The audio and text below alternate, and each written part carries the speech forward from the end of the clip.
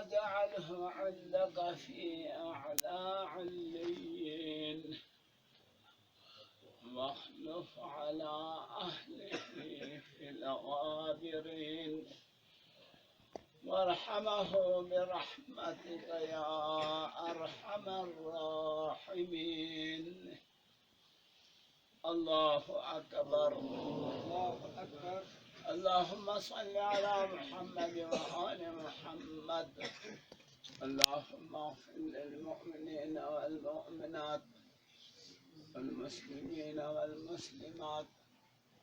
اللهم اغفر لهذا الميت المخصوص واحشره مع النبي محمد وأهل بيته الأطهار برحمتك يا أرحم الراحمين. وصلى الله على محمد وآله الطاهرين.